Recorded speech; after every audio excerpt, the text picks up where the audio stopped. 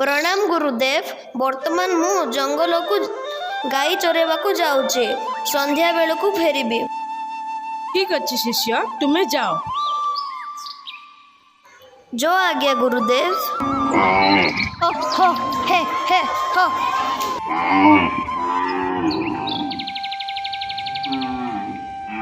प्रतिदिन तो उपमान्य गाई मानू नहीं जंगल को जाऊँगी, किंतु से एभली हुष्टपुष्ट केमिति देखा जाउची।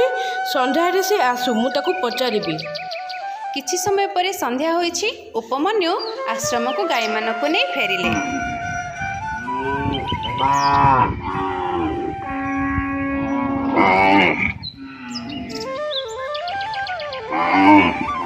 प्रणाम गुरुदेव। सबु गाई बाछरी को नहीं मु आश्रम को फेरी आसिली। चिरंजीव भव। शिष्य, मु तुमको गोटे प्रश्न पचारिबी। आज्ञा गुरुदेव। तुम्हें तो प्रतिदिन गाई चरेबा को जंगल को जाओ, हेले तुम्हें दिन को दिन हुष्टपुष्ट देखा जाउछ कि परी? गुरुदेव, मु गाई चरेबा सहित जंगल पाखरे थिबा गाँ को जाई भिक्षा मागी ताकू खाए, सेथिपई मु एभली हुष्टपुष्ट देखा जाए। तुम्हें मते न दे सबु खाई दउछ, काली थारु सबु भिक्षा मते दब। जो आज्ञा गुरुदेव। परदिन पुणी उपमान्यु गाई मानकु नहीं जंगल को चलीगले। गाँव जहाँ भिक्षा मागिले सब गुरु को आनी देदेले। एमिति किछि दिन गला परे गुरु पुणी चिंता कले। मते सबु भिक्षा दे दउछि, हेले उपमान्यु पूर्व भली हुष्टपुष्ट देखा जाउछि। आज से पुणी थरे आसु ताकू पचारिबी। प्रणाम गुरुदेव। ए नियंतु आजर भिक्षा। उपमान्यु, प्रतिदिन तुम्हें सबु भिक्षा आनी मते दे दउछ, तथापि तुम्हें एपरी हुष्टपुष्ट किपरि देखा जाउछ? गुरुदेव, प्रथम थर भिक्षा मागे मु आपन को दे दिए, द्वितीय थर भिक्षा करी मु ताकू ग्रहण करे। एहार ठीक नुहे। द्वितीय थर तुम्हें भिक्षा मागिले अन्य पानी कौन खाइबे, एहा उचित नुहे। आज्ञा गुरुदेव, मु आज थारु द्वितीय थर भिक्षा करिबी नाही। पुणी परदिन उपमान्यु गाई मानकु नहीं जंगल को गले। किछि समय गला परे उपमान्यु को भारी भोक हैला। गुरु तो मना करचंती द्वितीय थर भिक्षा मागिबाकू। मु एबे कोन खाइबी? मते बहुत भोक लागुची। जाउची गाई मानठू क्षीर पीबी, आउ मो भोक मेंटाइबी। एही भली उपमान्यु प्रतिदिन गाई मानकर क्षीर पियंती। पुणी गुरु उपमान्यु को पचारिले, शिष्य, एबे तुम्हें कौन खाउछ? गुरुदेव, बाछुरी क्षीर पीला परे आउ जतिक रहे मु सेतेक पिए। अरे, यह तो ठीक नुहे।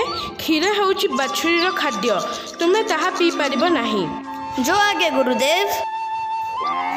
गुरुंक कथा मानी उपमान्यु 2 दिन भोक उपासरे रहिला। परदिन, ओह, 3 दिन हेलानी किछि खाइनी, भारी भोक लागिलानी। कौन जे करिबी? ओह, आउ रही पारिबी नाही।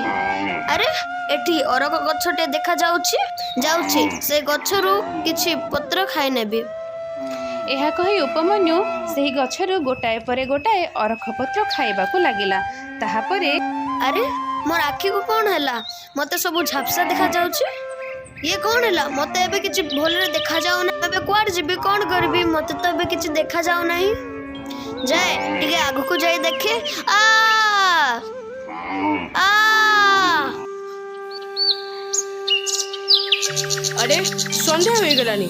उपमान्यु एपर्यंत आश्रम को फेरिनी। मु ताकू खाइबा को मना कली बोली कौन कुआडे रागिकी चलीगला। ना ना, मु अन्य शिष्यगण को नहीं जाई देखे। गोपाल, सुदाम, मदन, अरे कुआडे गल सबू? आज्ञा गुरुदेव, आमे माने एठी अछु।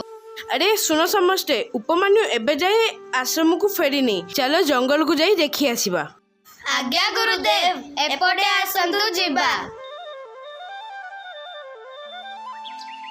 उपमान्यु, उपमान्यु, उपमान्यु, उपमान्यु। अरे कोठी अछ? उत्तर दियो। उपमान्यु, उपमान्यु। आज्ञा गुरुदेव, मो एठी अछि ए कूप भितरे। गुरुदेव, गुरुदेव, से पटे उपमान्युर पाटी सुभा जाउची। अरे कोठी कोठी, चलो देखिबा। अरे उपमान्यु तुम्हें एथारे कौन करछ? गुरुदेव मते भारी भोक लागुथिला मु अरख पत्रे गुड़ाए खाइदेली जहा फଳରେ मो आखि खराब होई गला किछि न देखा जिबारु मु एई कूप भितर पड़ी गले। ଏହା ଶୁଣି ଗୁରୁ ଓ ଅନ୍ୟ ଶିଷ୍ୟମାନେ ଉପମାନ୍ୟୁକୁ କୂପରୁ ବାହାର କରି ଉପରକୁ ଆଣିଲେ। तुम्हें महान उपमान्यु, तुम्हें महान। एबे तुम्हें स्वर्गर वैद्य अश्विन कुमार को प्रार्थना कर, से तुम प्रार्थना रे खुशी हुई तुम आखि को भल कर देबे। जो आज्ञा गुरुदेव।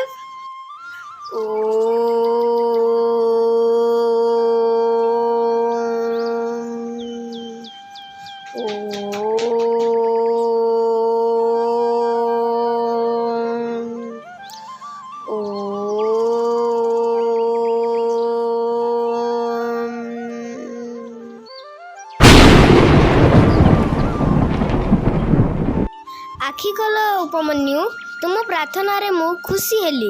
एई नियो ए पिठाटी को खाई दियो जहा फଳରେ तुम आखि भल होई जिवो। प्रणाम प्रभु। प्रथमे मु ए पिठाटी को गुरु को अर्पण करिबी तापरे मु खाइबी। उपमन्यु तुमर ए गुरु भक्ति रे मु अत्यंत खुशी। तुमे पृथ्वी रे एक उत्तम गुरु भक्त नाम रे विख्यात हबो।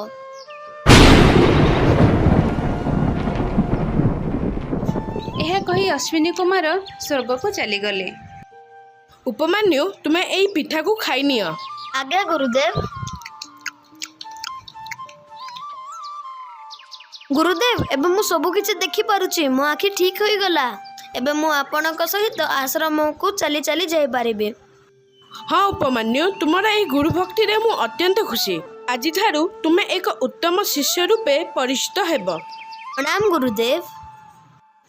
ଏହାପରେ ସମସ୍ତେ ଆଶ୍ରମକୁ ଫେରି ଆସିଲେ।